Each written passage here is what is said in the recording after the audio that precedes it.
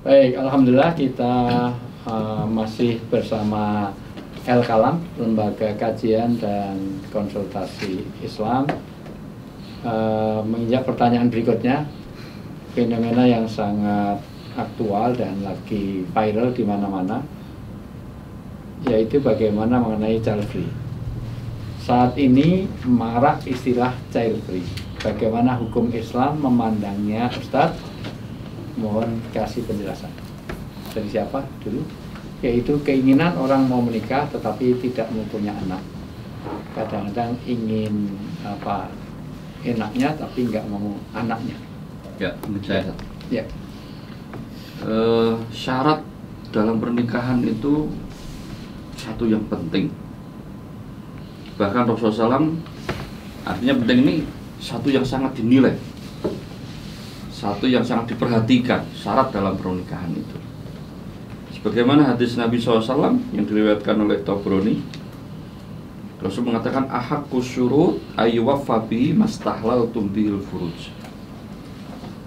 Jadi syarat yang harus dipenuhi itu syarat yang terkaitkan dengan kehalalannya, kemuliaan atau kehormatan wanita, atau syarat yang harus dipenuhi itu syarat yang terkaitan dengan nikah. Maka sekarang kalau ada perempuan mensyaratkan untuk menikah tapi nggak mau punya anak, ini kira-kira syarat ini syarat yang yuktabar, dianggap atau tidak? Nah, ini yang kita akan jawab. Dalam kitab Minhajul Muslim kayak Abu Bakar Jazairi, di bab nikah, di pasal surut fi nikah, itu jelaskan ada 3 bentuk syarat dalam pernikahan. Ya, yang pertama, tastaritu zaujatu alaman khotobah syurutan muayyanan lizawajiha bihi.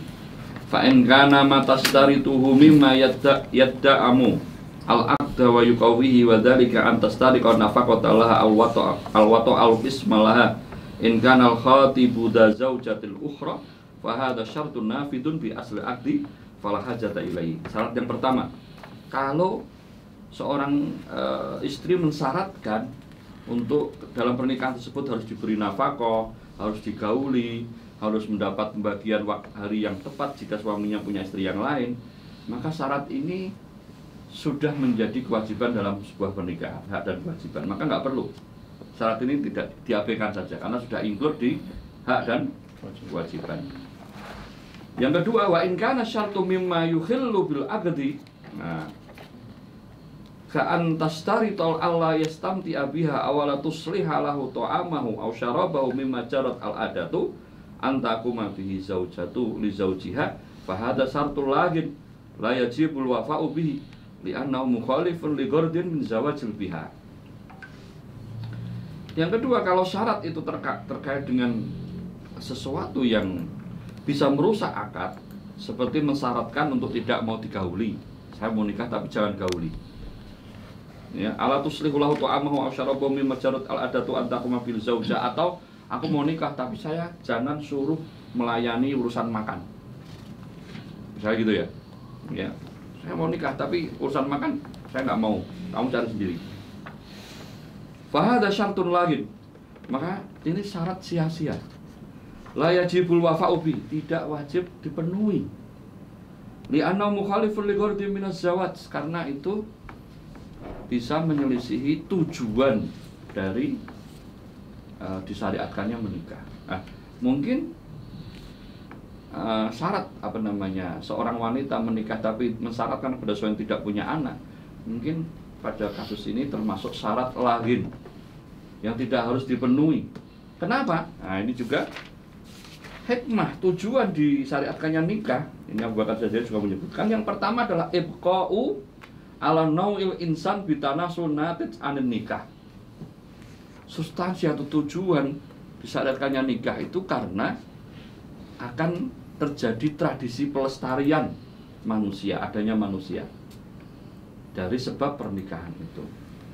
Artinya manusia tidak akan punah, tidak akan habis dengan adanya nikah. Dan kalau ada pernikahan yang mensyaratkan untuk tidak memiliki anak, maka syarat ini syarat lagin. Ya, syarat lagin. Ya, yang tidak harus dipenuhi. Ya, ada juga syarat haram. Karena Misalnya saya mau nikah tapi biarkan saya jualan narkoba misalnya gitu, itu syarat haram. Nah, itu nggak boleh dipenuhi. Juga harus bisa fasih malah pernikahannya. Kalau syarat menghalalkan yang haram, mengharamkan yang halal itu bisa fasih, bisa batal pernikahannya. Tapi pada permasalahan ini saya menilai syarat atau menikah yang mensyaratkan untuk tidak memiliki anak dari pihak perempuan itu syaratnya lagin tidak wajib dipenuhi karena menyelisihi tujuan sebuah pernikahan. Nah, tapi Afan, kalau ngeliat pertanyaan di situ itu memang ada kesepakatan dari suami istri. Kalau yang antum uraikan kan itu dari arah istri aja yang nggak mau punya anak, tapi ini kayaknya memang kesepakatan suami istri nggak mau punya anak gitu kan. Jalfri itu seperti itu. Jadi kalau lihat pertanyaannya tadi yang ya, tahu saya biasanya yang mensyaratkan perempuan ya. Nah, karena yang punya anak perempuan. Dua-duanya. Kalau suami nggak pernah sibuk, nah punya anak nggak punya sibuk. Ya. Yang sibuk tuh. Ya, Saya baik. Ini Ustaz Taib. tanya ya. Baik, dari penjelasan tentang istilah free child, tentunya di antara pertimbangan mengapa tadi kalau bahasa statusnya kan mau enaknya tapi nggak mau anaknya, kira-kira seperti itu ya. Nah, tentu tidak mau anaknya ini kira-kira motif atau pertimbangannya apa? Mungkin karena merasa repot, karena takut tidak bisa memberikan nafkah dan seterusnya. Itu akan menghilangkan banyak sekali taklif, kewajiban atau ajaran syariat. Yang pertama, misalnya pertimbangannya karena takut tidak bisa menafkahi. Ayatnya jelas. Al-An'am 151 ya. Lalu kemudian Al-Isra 31. Wala taqtulu auladakum khasyata imlaq. Wala taqtulu auladakum min imlaq. Jadi kekhawatiran tentang tidak bisa menafkahi itu jelas dilarang karena yang memberikan rezeki adalah Allah, itu satu. Lalu kemudian misalnya dengan alasan repot. Nah, tadi Ustaz Zikir sudah memberikan clue-nya bahwa hifdzun nasl, menjaga kelestarian turunan, itu merupakan salah satu dari Tujuan nikah. Salah satu dari al-maqasid syariah al-khamsah. Salah satu dari 5 tujuan syariat. Adanya agama ini, adanya syariat Islam ini, salah satu di antaranya adalah dalam rangka menjaga jan. Maka kemudian hadis seperti tazawwaju, ya toh? Al-waulul maulud, al-wadudul maulud, al-wadudul walud. Fa ini Yang paling tegas adalah hadis ini. Diriwayatkan oleh Al-Haythami dan At-Tabrani dan waqala isnaduhu hasan. Mohon dikoreksi kalau saya salah membaca dan mengartikan. La yada'u ahadukum talabal waladi. Jangan sampai salah satu di antara kalian itu gegara nggak punya anak lalu cari-cari anak, mengadopsi. Fa innar rajula, maka sesungguhnya seseorang idza mata, jika sudah mati, walaisa lahu waladun, dan tidak mempunyai anak, inqata'a ismuhu, namanya akan terpotong. Maka kemudian ada hadis yang sangat masyhur, idza mata ibnu adama inqata'a amalu illa min salas. Karena anak itu berpotensi untuk memberikan kebaikan bagi kita setelah kita nanti mati. Lalu apa tujuannya menikah dengan alasan tadi apa? Tujuannya menikah dan tidak mau punya anak dengan alasan-alasan apakah karena tidak atau khawatir takut tidak bisa menafkahi atau kemudian tidak mau ngurus. Lah itu tadi sudah dijelaskan dalam banyak hadis maupun ayat bahwa malah justru di dalam ajaran Islam itu dimotivasi untuk mempunyai anak dengan fungsi-fungsi dan juga peran anak yang nanti ketika lahir ada di dunia maupun setelah yang bersangkutan alias orang tuanya itu meninggal. Jadi alasan atau kekhawatiran atau motif dari free child itu jelas itu bertentangan dengan ajaran syariah, sehingga kesimpulan saya itu motif free child itu tidak benar menurut syariah, sehingga free child itu sendiri bertentangan dengan satu child free mohon maaf Free children. child free maksud saya.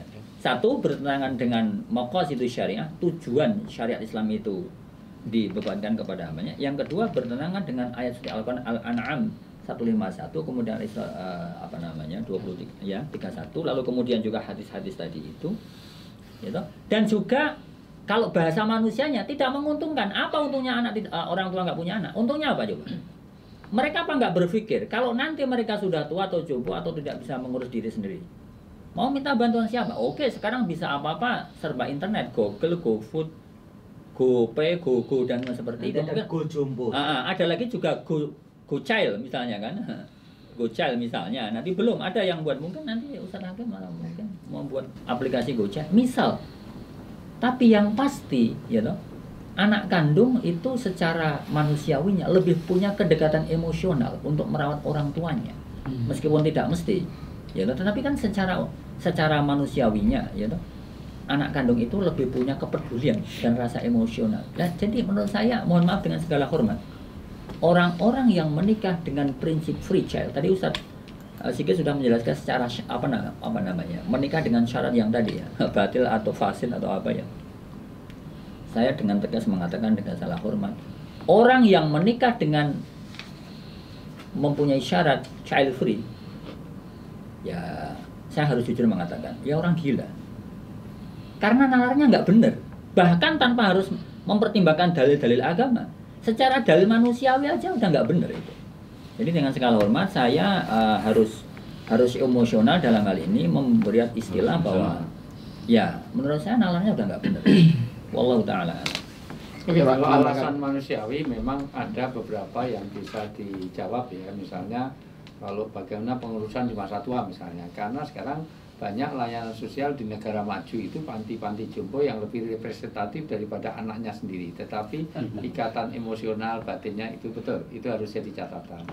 Yang kedua, bahwa orang tua itu adalah jalan surgawi bagi anaknya. Karena bagaimana kita perhatian kepada orang tua itu menjadi kunci surga.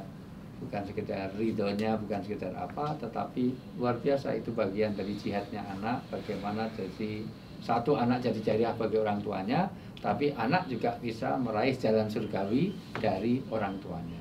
Yang ditunggu orang tua doa anak, doa tetangga. Betul, ya. Dan di samping juga bagaimana hadis yang dibaca tadi itu, tazawwaju, nikahilah wanita yang penyayang dan penyubur. Ya. Kenapa? Subur rahimnya. Karena dengan subur itu sebetulnya akan membanggakan Rasulullah. Dan ini bentuk kecintaan, satu karena mengikuti sunnah Rasul, kedua anta ma'aman ahbabta. Kalau kita mencintai Rasulullah berarti kita akan bersama dengan Rasulullah. Itu semangat keislamannya ya. Nah, kalau gitu kita ulang sebentar lagi. Ini warnanya apa? Putih. Oke, kalau lampu di atas warnanya apa? Putih. Kalau etern itu warnanya apa? Putih. Kalau susu warnanya apa? Putih. Kalau tulang warnanya apa? Putih. Kalau kapas warnanya apa? Putih. Kalau susu warnanya apa? Putih. Kalau kapas warnanya apa? Putih. Jadi sapi minumnya Susu.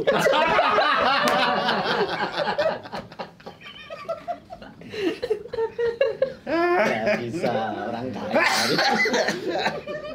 Air Kayaknya kalau ini sebab deh. Sebab. ya, kayaknya kalau nanti jadi peternak sapi akan bangkrut.